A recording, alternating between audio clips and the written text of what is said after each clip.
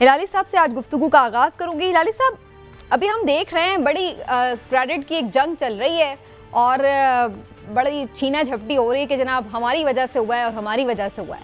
آپ کی ذاتی رائے میں کیا پاکستان تحریک انصاف کا یہ کریڈٹ ہے یا پھر موجودہ حکومت کا، جن کے آنے کے فوری بعد پاکستان کو گرے لسٹ سے نکلنے کا اندیا مل گیا؟ یہ میری ذاتی رائے صرف نہیں ہے، یہ دنیا کی رائے ہے، ہڈسن انسٹیٹیوٹ کا رائے ہے، اور وہ جو ہڈسن انسٹیٹیوٹ کا ڈائریکٹر ہے اس کا رائے ہے، اس نے ٹویٹ بھی کیا ہے۔ یہ دو رائے تو ہو نہیں سکتے نا، کیسے ہو سکتے؟ 2018 میں جب انٹرم گورنمنٹ تھی اور نواز کی گورنمنٹ تھی، اس کے بعد انٹرم آئی، ہم آ گئے فاٹف کے گرے لسٹ پہ، اور 4 سال بعد ہم یہ گرے لسٹ سے نکل رہے ہیں۔ یہ تو پیور کوئنسیڈنس، چانس ہے کہ یہ بیٹھے ہوئے ہیں اس وقت۔ انہوں نے تو ایک دن بھی نہیں کام کیا اس پہ۔ اگر آپ نے کریڈٹ دینا ہے پی ٹی آئی گورنمنٹ کو دیں، وہ ٹیم جو پی ٹی آئی گورنمنٹ نے سلیکٹ کیا تھا، جو کام کیا، اور ساتھ ساتھ فوج کو دیں۔ اس لیے فوج پیچھے کھڑی ہوئی تھی، مانیٹر کر رہی تھی، اور کبھی کبھی جب ضرورت پڑتا تھا رپورٹ کرتی تھی اور چھڑی چلاتے تھے۔ بڑی اچھی بات ہے، یہ اس قسم کا کوآپریشن تھا کہ ہم جا کے نکلیں۔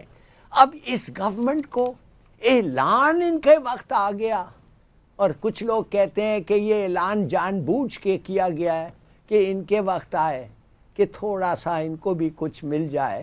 مگر میں تو سمجھتا ہوں بڑا دل دکھاؤ، کنگریچولیٹ کرو پاکستان کو، اور خاص طور ان لوگوں کو جنہوں نے کام کیا۔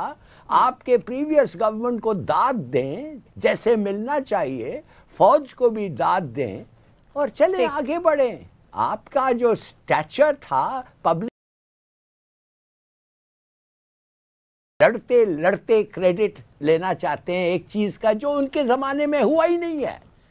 ان کی ذہن دیکھ سکتے ہیں آپ، سمجھ سکتے ہیں کیا ذہن ہے یہ۔ چلیے عمران صاحب کی بھی اوپینین لیتے ہیں۔ عمران صاحب، یہ بھی ہم ٹویٹر پہ دیکھ رہے تھے، مختلف رہنما چاہے پیپلز پارٹی کے ہوں یا پی ایم ایل این کے، وہ تو یہ کریڈٹ لے رہے ہیں، لیکن اس میں یہ بھی چیز ایڈ کر لیں کہ ہم تو ہمیشہ پی ٹی آئی کے دور میں یہ سنتے تھے کہ جناب کام تو ہم ہمیشہ ہی کر لیتے ہیں، لیکن امریکہ جو ہے چونکہ ناخوش ہے پی ٹی آئی گورنمنٹ سے، تو اس لیے وہ اپنا اثر استعمال کرتا ہے اور پاکستان کو گرے لسٹ میں جان بوجھ کر رکھتا ہے۔ انڈیا استعمال کرتا ہے اپنا اثر اور جان بوجھ کر رکھتا ہے، یہ لوگ دشمن ممالک ہمیں نکلنے نہیں دیتے۔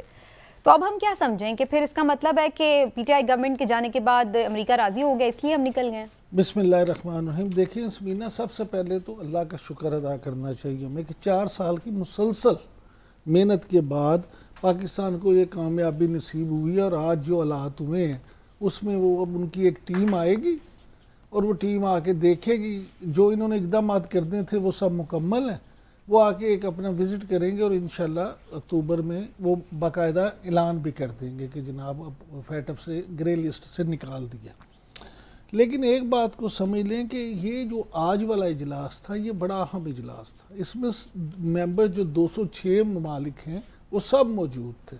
اس کے علاوہ I M F, world bank اور یونائٹڈ نیشن کے جو مبصرین تھے وہ بھی موجود تھے۔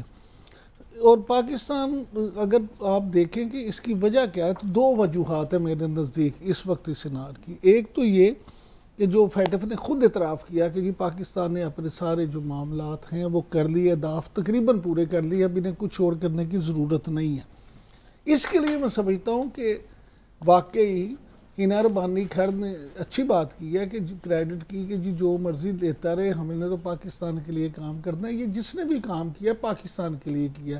سابقہ حکومت بالکل پی ٹی آئی کی حکومت کو کریڈٹ ملنا چاہیے۔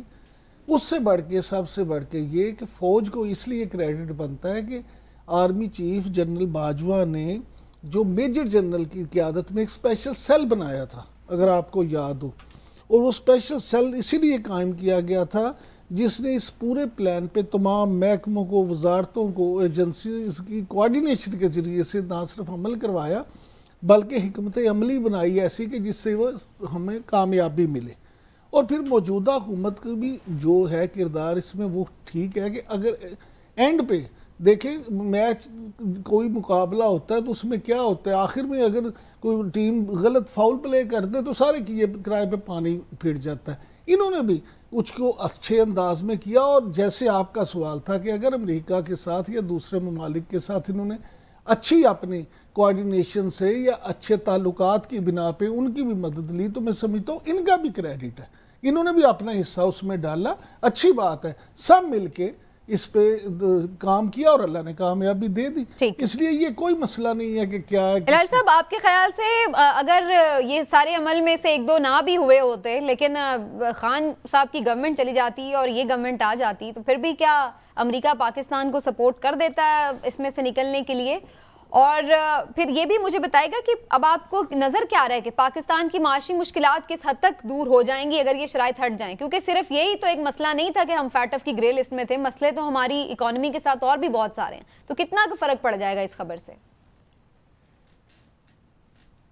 آپ کے دو سوال ہیں. پہلا سوال کا میں جواب یہ دے رہا ہوں کہ امریکہ جو ہے, اگر میرے طرح شاید میں کچھ نائیو ہوں, اگر میرے طرح آپ سمجھتے ہیں کہ وہ افواہ جو ایک بندہ جو ان باتوں سے فیملیئر تھا, وہ بندہ جو شاید پیغام ایسے جب آتے جاتے تھے دوسرے ملک سے اور خاص طور امریکہ اور پاکستان سے ہینڈل کر رہا تھا, اگر وہ آدمی کہتا ہے کہ امریکہ کی خواہش یہ تھی کہ you got remove Imran Khan from the scene, مانے ہٹاؤ اسے, اگر یہ بات صحیح ہے, اور میں سمجھتا ہوں کہ امریکہ کا اور خاص طور بائیڈن ایڈمنسٹریشن کے چال سے پتہ چلتا ہے کہ